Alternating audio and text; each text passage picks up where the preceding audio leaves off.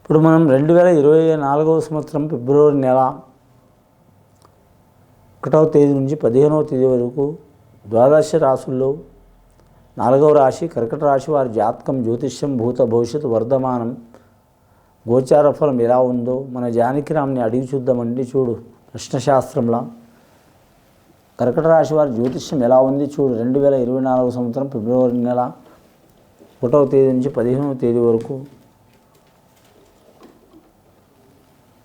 కర్కట రాశి వారి జాతకంలో చెప్పాలంటే మాత్రం వరసిద్ధి వినాయక స్వామి వచ్చి నుండి కాణిపాక వరసిద్ధి వినాయక స్వామి అంటారు. ఈ స్వామికి చాలా విశేషమైన విశిష్టత ఉంది. ఎందుకంటే స్వామి మాత్రం జలగంగమాత కడుపులోని పుట్టిండు. ఇప్పుడు కూడా ఆ జలంతో పాటు ఉంటాడు కాబట్టి చాలా విశిష్టమైన యోగం ఉంది. అలాగే అమ్మవారు లక్ష్మీదేవత వచ్చింది, విఘ్నేశ్వరుడు వచ్చిండు, సరస్వతి దేవత వచ్చింది. అలాగే వీరికి మాత్రం రాముడు సీత వచ్చిండ్రు, ఆంజనేయ స్వామి సీత వచ్చిండ్రు, అలాగే షిర్డీ సాయిబాబా వచ్చిండు. కానీ మాత్రం వరసిద్ధి వినాయక స్వామి వచ్చిండంటే మాత్రం వీరికి చాలా ఆటంకాలు ఉన్నాయని అర్థమండి. ఆటంకాలు తొలగిపోవాలంటే మాత్రం ఆ విఘ్నేశుని పూజ చేయటం, వారిని దగ్గర చేసుకోవడం చాలా మంచిది. మంగళవారం రోజు ఆ విఘ్నేశుని దర్శనం చేయడం చాలా వరకు శుభ ఫలితాలు కలుగుతాయండి. సిద్ధి బుద్ధి వినాయకుడిని పూజ చేయాలండి. సిద్ధి బుద్ధి అంటే భార్యలు, విఘ్నేశ్వరుడు భర్త, మరి పూజ చేయటం, వాళ్ళతో పాటు లక్ష్మీదేవతని సరస్వతి దేవతని పూజ చేయటం. షిర్డీ సాయిబాబా వచ్చింది కాబట్టి మాత్రం సాత్వికంగా ఉండటం. రాముడు సీత ఆంజనేయ స్వామి వచ్చింది కాబట్టి మాత్రం సీతమాతల యొక్క ఓర్పుగా ఉండటం. ఆంజనేయ స్వామి యొక్క మాత్రం వారు చాణక్యంగా ఉండటం. ఏ పని అయినా సరే మాత్రం సిగ్గుపడకుండా మాత్రం లజ్జపడకుండా మాత్రం ఖచ్చితంగా చేయటం వారికి శుభప్రదం అండి. కర్కట రాశి వారి జాతకం గురించి చెప్పాలంటే అండి, నవగ్రహాలు వారికి 7 గ్రహాలు అనుకూలంగా లేవండి, 2 గ్రహాలు అనుకూలంగా ఉన్నాయి. అంటే ఇది అందరికీ వర్తించాలండి. ఒక్కొక్కరు డేట్ ఆఫ్ బర్త్ తేడా ఉంటుంది, టైం తేడా ఉంటుంది, పుట్టిన తిథి తేడా ఉంటుంది, పుట్టిన చోటు తేడా ఉంటుంది, లేదా పాదాలు తేడా ఉంటాయి.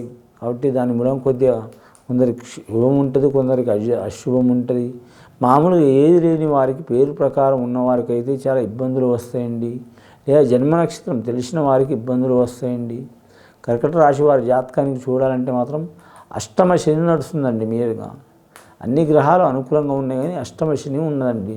అష్టమ శని ప్రభావం ఉంటే ఎలా ఉంటుందంటే, శని ప్రభావం శుభ ఫలితంలో ఉంటే రాజయోగం ఉంటుందండి, రాజకీయంలో కలిసి వస్తుంది, అష్టభోగాలు కలుగుతాయి, స్త్రీల నుంచి ధనయోగం ఉంటుంది, పెద్దల ఆస్తి కలిసి వస్తుంది, సంతానం నుంచి కలిసి వస్తుంది, అలాగే వ్యాపార విషయంలో కలిసి వస్తుంది. వారు ఏ రంగంలో వెళ్ళిన వారు రాణించే అవకాశం ఉంటుంది. దొరల్ల ఎక్కువ ఎక్కడ పోయినా సరే వారి మాట పొల్లుపోకుండా విజయవంతం సాధించే అవకాశం ఉంటుందండి. కానీ వీరికి అష్టమ శని అష్టకష్టాల యోగంలో ఉన్నాయండి. కాబట్టి ఒకరిని యాచించటం, అయ్యా అని అడగటం, అడిగినా కూడా లేదనుకోవటం, ఎవరైనా వీరు కూర్చొని ఎవరినైనా అడిగినా కూడా 10 రూపాయలు అడిగినా కూడా దక్కకపోవటం, ఇతరులు అపార్థం చేసుకోవటం, కుటుంబ సభ్యులు దూరం కావటం, చేసుకున్న వారు కూడా దూరం కావటం, భార్య భర్త లేదా భార్య అన్నదమ్ములతో విరోధాలు రావటం, కానీ తిండి ఉన్నా కూడా తినకపోవటం, లేని టైంలో ఆకలి కావటం, బక్క కావటం లేదా లావుగా కావటం, దీర్ఘకాల వ్యాధులు రావటం, హాస్పిటల్ పాలు కావటం, మానసికంగా ఇబ్బందులు పడటం, ఇలాంటి సంఘటనలు జరుగుతాయండి.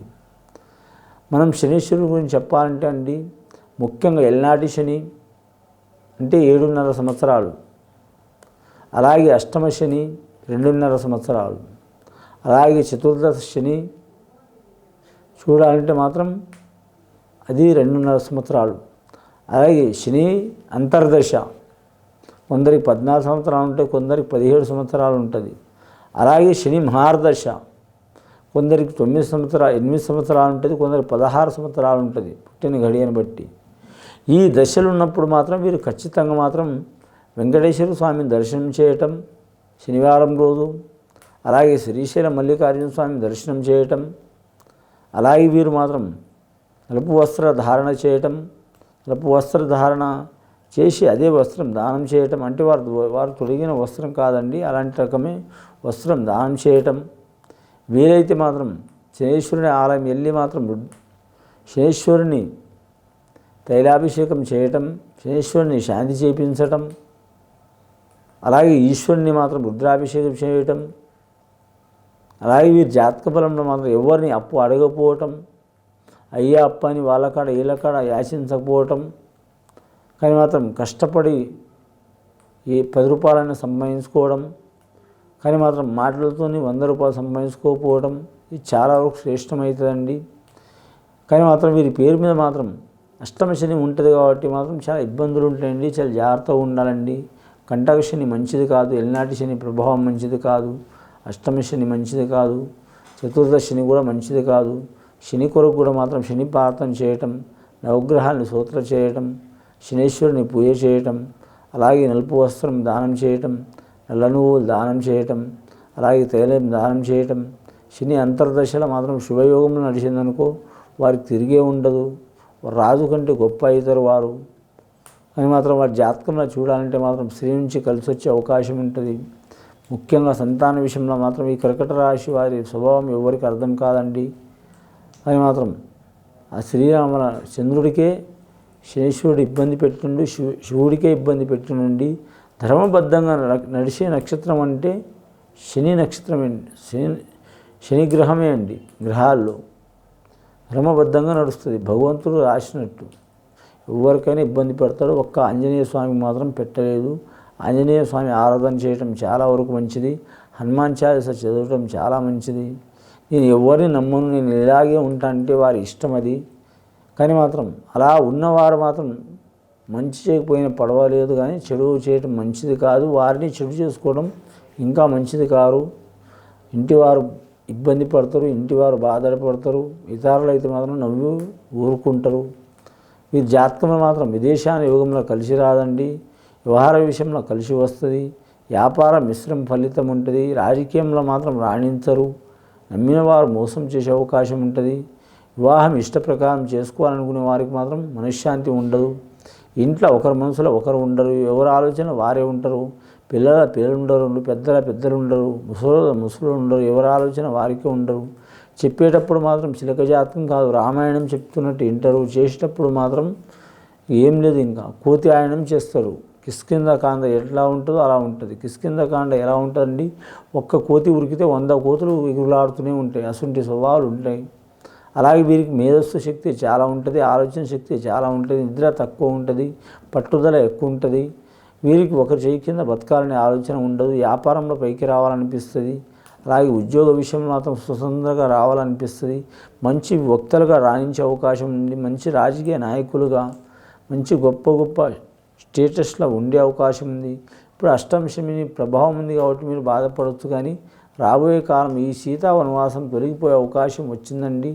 ఆ సిద్ధి గణపతికి మాత్రం గణపతికి హోమం చేపించడం, పూజ చేపించడం చాలా మంచిది. లక్ష్మీదేవతకు మాత్రం వారు జాగ్రత్త కాపాడుకోవడం మంచిది. సరస్వతి మాత అంటే పూజ చేయడం కాదు, వారు తెలివితో నడవటం మంచిది. అలాగే మాత్రం వీరికి ఓర్పు కూడా చాలా ఎక్కువ, తొందరపాటు కూడా ఎక్కువ కాబట్టి షిరిడి సాయిబాబా సందర్శనం చేయడం చాలా మంచిది. ఇది విని చూసి ఆచరించే వారికి, కర్కట రాశి వారికి ఆశ్లేష నక్షత్రం కావచ్చు, ఏ నక్షత్రమైన కావచ్చు, కర్కట రాశి వారికి చాలా వరకు శుభయోగాలు కలుగుతాయండి. శుభం భూయాత్.